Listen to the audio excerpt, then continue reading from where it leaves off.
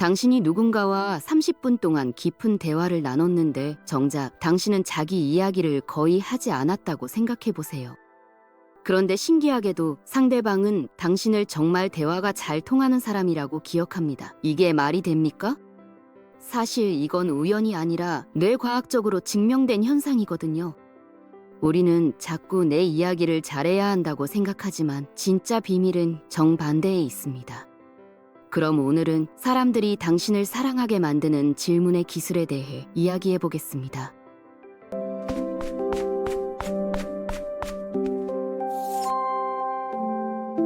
우리 뇌는 매 순간 엄청난 양의 정보를 걸러내면서 무엇을 기억할지 결정하는데 이때 가장 강력한 기준이 바로 감정적 중요도입니다. 누군가 당신에게 진심 어린 질문을 던져서 당신이 이 사람은 나를 진짜 이해하려고 하는구나 라고 느끼는 순간 당신의 뇌는 그 상황을 중요한 기억으로 표시해버리거든요.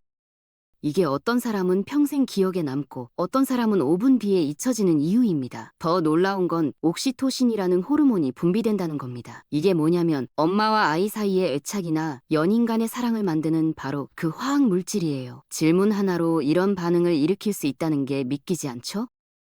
자, 그럼 여기서 중요한 포인트 하나 짚고 넘어가야 하는데요. 우리는 평생 어떻게 하면 내가 더 재미있는 사람으로 보일까를 고민하면서 살아왔습니다. 학교에서도 회사에서도 자기소개 잘하는 법, 인상 깊게 말하는 법을 배우죠. 그런데 정작 하버드 연구진이 수천 건의 대화를 분석한 결과는 충격적이었어요. 상대방에게 호감을 주는 가장 강력한 요소는 내가 얼마나 흥미로운 이야기를 했느냐가 아니라 상대방의 이야기에 얼마나 깊이 있는 질문을 했느냐였거든요. 우리 모두가 완전히 반대 방향으로 달려가고 있었던 겁니다.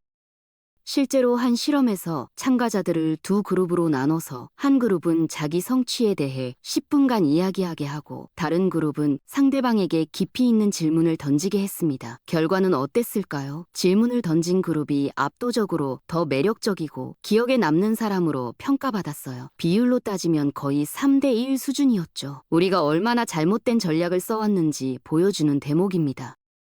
그럼 어떤 질문을 해야 할까요? 여기서 구조가 중요해집니다. 질문은 크게 두 가지로 나뉘는데 닫힌 질문과 열린 질문이 있어요. 주말 잘 보냈어요? 라고 물으면 네, 잘 보냈어요 로 끝나버리죠. 이게 닫힌 질문입니다. 반면에 주말에 뭐가 제일 기억에 남았어요? 라고 물으면 상대방은 이야기를 시작하게 되거든요. 차이가 보이시나요? 한쪽은 감자칩 한 개를 주는 거고 다른 한쪽은 풀코스 요리를 대접하는 겁니다. 어느 쪽이 더 만족스러운 경험일까요? 여기서 실전 팁 하나 드리면 질문을 시작할 때 했어요? 맞아요? 로 시작하지 말고 무엇이, 어떻게, 어떤 부분이 로 시작해 보세요. 이 작은 변화 하나만으로도 대화의 깊이가 완전히 달라집니다. 예를 들어 그 프로젝트 잘 끝났어요 보다는 그 프로젝트에서 어떤 부분이 가장 도전적이었어요? 라고 물어보는 거죠. 느낌이 완전히 다르잖아요? 그런데 여기서 대부분의 사람들이 실수하는 지점이 있습니다. 바로 후속 질문을 안 한다는 겁니다. 하버드 연구팀이 밝혀낸 바에 따르면 후속 질문을 던지는 능력이 호감도를 결정하는 가장 강력한 지표 중 하나였어요. 그런데 현실에서는 어떻습니까? 대부분의 사람들은 질문 하나 던지고 대답 듣고 바로 또 그런 적 있는데요? 라면서 자기 이야기로 넘어가 버립니다. 이게 대화가 깊어지지 못하는 결정적인 이유거든요. 첫 번째 질문은 문을 여는 거고 두 번째, 세 번째 질문이 진짜 집 안으로 들어가는 겁니다. 근데 대부분의 사람들은 문 앞에서 돌아서 버려요. 예를 들어 볼까요? 당신이 주말 어땠어요? 라고 물었고 상대가 오랫동안 미뤄왔던 등산을 다녀왔어요. 라고 답했다고 칩시다. 평범한 사람은 저도 지난달에 등산 갔었는데 라고 반응하죠. 그런데 진짜 연결을 만드는 사람은 그 코스를 특별히 선택한 이유가 있었나요? 또는 등산의 어떤 점이 가장 좋으세요? 라고 파고듭니다. 차이가 느껴지시죠? 전자는 대화의 초점이 나에게 가고 후자는 상대방에게 계속 머물러 있어요. 이렇게 후속 질문을 던지면 재밌는 일이 벌어지는데 상대방은 단순히 정보를 교환하는 게 아니라 이 사람은 나를 정말 이해하고 싶어 하는구나 라고 느끼게 됩니다. 그리고 그 느낌은 뇌에 강력하게 각인되거든요. 아까 말한 옥시토신이 이때 또 분비되는 겁니다. 이게 바로 케미스트리의 정체예요. 자, 그럼 여기서 황금 비율 하나 알려드릴게요. 70대 3의 법칙입니다. 대화할 때 상대방이 70% 정도 말하고 당신은 30%만 말하는 게 이상적이라는 거예요. 처음 들으면 극단적으로 들릴 수 있어요. 그럼 나는 그냥 인터뷰어야? 라고 생각할 수 있죠. 근데 아닙니다. 이건 침묵하라는 게 아니라 대화의 스포트라이트를 상대방한테 비추라는 겁니다. 세상에서 가장 카리스마 있는 사람들의 비밀이 바로 이거거든요. 우리는 평생 어떻게 하면 내가 똑똑해 보일까, 어떻게 하면 내 경험이 인상 깊을까를 고민하는데 사실 그 전략은 거의 효과가 없습니다. 사람들은 당신이 뭐라고 말했는지는 금방 잊어버리지만 당신이 자기를 어떻게 느끼게 했는지는 평생 기억하거든요. 그리고 진심으로 들어주는 것만큼 사람을 기분 좋게 만드는 건 없어요. 70대 30 비율을 지키면 심리적 안정감이라는 게 만들어집니다. 상대방이 여기서는 내가 나 자신을 드러내도 괜찮구나 라고 느끼는 거죠. 그리고 그 안정감은 당신에 대한 긍정적인 감정으로 연결됩니다. 한번 생각해보세요. 누군가 당신이 열정을 가진 주제에 대해 마음껏 이야기하게 해준 적이 있었나요? 그때 기분이 어땠어요? 엄청 좋았을 겁니다. 이제 상상해보세요. 당신이 만나는 모든 사람에게 그런 느낌을 준다면 어떻게 될까요? 역설적이게도 당신이 덜 말할수록 사람들은 당신에게 더 궁금해합니다. 이게 바로 희소성의 원리가 작동하는 거예요. 당신이 자신을 덜 드러낼수록 사람들은 더 알고 싶어 하죠. 그런데 아무리 좋은 질문도 타이밍이 안 맞으면 역효과가 납니다. 상대방의 상태를 읽는 게 정말 중요해요. 누군가 급하게 서두르는데 철학적인 질문을 던지면 부담스럽게 느껴지죠. 반대로 여유롭게 앉아서 대화하는데 날씨 좋죠? 만 계속하면 허전해요. 상황을 읽어야 합니다. 비언어적 신호를 보세요. 팔짱을 끼고 있나요? 눈맞춤을 피하나요? 대답이 짧고 건조한가요? 그럼 아직 깊은 질문을 던질 타이밍이 아닙니다. 반대로 몸을 앞으로 기울이고 눈을 마주치고 대답을 길게 한다면 그건 더 물어봐도 돼요 라는 초대장이에요. 또 문화적 맥락도 무시할 수 없죠. 어떤 문화권에서는 자연스러운 질문이 다른 곳에서는 무례할 수 있거든요. 한국에서 나이나 결혼 여부를 물어보는 게 일반적이지만 서양에서는 사생활 침해로 받아들여질 수 있어요. 그리고 관계의 깊이에 따라 질문의 깊이도 조절해야 합니다. 처음 만난 사람한테 인생의 의미를 묻지는 않잖아요. 가벼운 질문으로 시작해서 신뢰가 쌓이면 점차 깊어지는 겁니다. 이게 자연스러운 대화의 흐름이거든요. 자, 그럼 이제 대화의 깊이를 어떻게 발전시키는지 봅시다. 스몰 토크, 즉 잡담이 나쁜 건 아니에요. 운동하기 전에 워밍업 하는 것처럼 필요한 과정이죠. 문제는 거기서 멈춰버리는 겁니다. 대화에는 5단계가 있어요. 인사와 격식, 사실과 정보, 개인적 의견, 감정과 경험, 그리고 마지막으로 희망과 꿈입니다. 대부분의 대화는 2번째 단계에서 끝나버리는데 진짜 연결은 4번째, 5번째 단계에서 일어나거든요. 단계를 자연스럽게 넘어가려면 질문의 흐름을 잘 만들어야 합니다. 이번 주 어땠어요? 에서 시작해서 요즘 뭐에 집중하고 계세요?로 가고 그 중에서 어떤 부분이 제일 재미있으세요? 로 발전시키고 그걸 처음 좋아하게 된 계기가 있었나요? 를 거쳐 앞으로 이게 어떻게 발전했으면 좋겠어요? 까지 가는 거죠. 보세요. 각 질문이 이전 대답 위에 자연스럽게 쌓이면서 깊어지잖아요.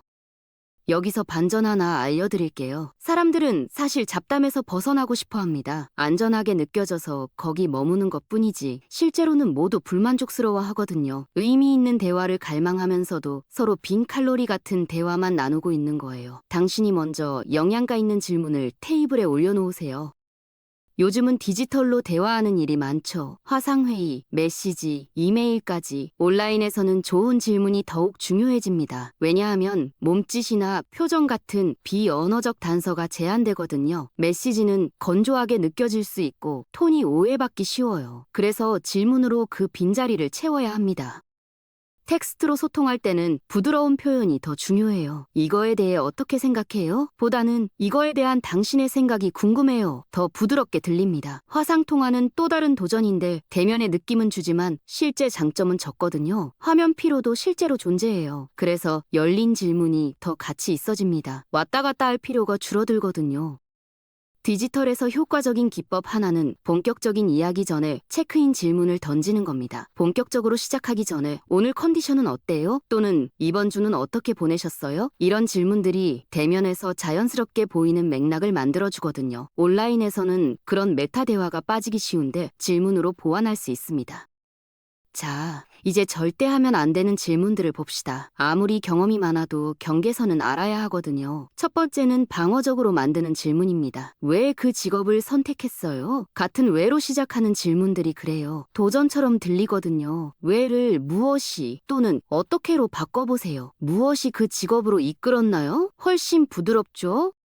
두 번째는 숨은 의도가 있는 질문입니다. 그거 좀 위험하지 않나요? 같은 거요. 이건 질문이 아니라 위장된 판단이에요. 사람들은 질문 뒤에 숨은 의견을 느낍니다. 그리고 그 순간 거리가 생기죠. 유도 질문도 마찬가지예요. 그거 힘들었죠? 이런 식으로 답을 미리 정해놓는 거요. 당신의 판단이 맞더라도 상대방이 스스로 정의할 기회를 빼앗는 건 조종처럼 느껴집니다. 또 하나, 질문을 한꺼번에 쏟아붓지 마세요. 상대가 첫 번째 질문에 답하기도 전에 두세 개를 더 던지면 인지 과부하가 생깁니다. 한 번에 하나씩 진심으로 물어보고 충분히 들어주세요. 이게 훨씬 효과적이거든요. 그리고 가장 반직관적인 조언 하나. 때로는 질문하지 않는 게 최선입니다. 침묵이나 공감하는 말이 더 적절할 때를 아는 것. 그게 진짜 대화 지능이에요. 누군가 힘든 이야기를 하는데 계속 질문을 던지면 신문처럼 느껴질 수 있거든요. 때로는 그랬구나, 힘들었겠다가 어떤 질문보다 강력합니다. 이제 실전에서 바로 쓸 수 있는 도구 상자를 정리해 드릴게요. 첫 번째는 오프닝 질문입니다. 첫인상을 만들면서도 더 깊은 대화로 이어지는 문들이죠. 요즘 뭐에 푹 빠져 있어요? 앞으로 뭘 제일 기대하세요? 이런 질문들은 열려 있으면서도 너무 사적이지 않아서 좋습니다. 다음은 후속 질문 도구들이에요. 이게 진짜 비밀무기거든요. 그 경험이 당신한테 어떤 의미였어요? 그게 당신의 관점을 어떻게 바꿨나요? 거기서 뭘 배웠어요? 이런 질문들이 대화를 한 차원 높여줍니다. 심리적 안정감을 만드는 질문들도 챙겨두세요. 괜찮다면 당신의 관점이 궁금해요. 공유하고 싶으시다면 얘기해주세요. 당신의 생각을 듣고 싶어요. 이렇게 선택권을 주는 표현들이 안정감을 만들어요. 진짜 듣고 있다는 걸 보여주려면 반영적 질문을 쓰세요. 그게 당신한테 중요했다는 느낌이 드는데요. 그때 허전함을 느꼈다는 얘기인가요? 이런 질문들은 당신이 단순히 단어가 아니라 의미를 이해하고 있다는 걸 보여줍니다. 완벽한 질문을 외우는 게 포인트가 아닙니다. 진짜 핵심은 다른 사람에 대한 진심 어린 호기심을 키우는 거예요. 호기심이 진짜라면 적절한 질문은 자연스럽게 흘러나옵니다. 질문 자체보다 더 중요한 건 그 뒤에 오는 경청입니다. 평범한 질문이라도 훌륭한 경청이 따라오면 마법이 일어나거든요. 결국 이 모든 게 하나의 진리로 모입니다. 사람들은 당신이 무슨 말을 했는지는 잊어버려도 당신이 자기를 어떻게 느끼게 했는지는 절대 잊지 않는다는 것. 좋은 질문은 바로 그 감정을 만드는 도구입니다. 상대방이 이해받고 가치 있고 흥미로운 존재라고 느끼게 만드는 거죠. 오늘부터 실험해보세요. 다음 대화에서 자기 이야기는 30%만 하고 나머지는 진심 어린 질문으로 채워보는 겁니다. 처음엔 어색할 수 있어요. 우리는 평생 반대로 해왔으니까요. 근데 결과를 보면 깜짝 놀랄 겁니다. 사람들이 당신과의 대화를 기억하고 다시 만나고 싶어하고 주변에 당신 얘기를 하게 될 거예요. 질문은 그냥 정보를 얻는 도구가 아닙니다. 사람과 사람을 연결하는 다리이고 신뢰를 쌓는 벽돌이고 기억에 남는 각인이에요. 당신이 누군가에게 좋은 질문을 던질 때마다 그 사람의 뇌에서는 화학적 변화가 일어나고 있습니다. 당신을 특별한 사람으로 기억하게 만드는 변화 말이죠.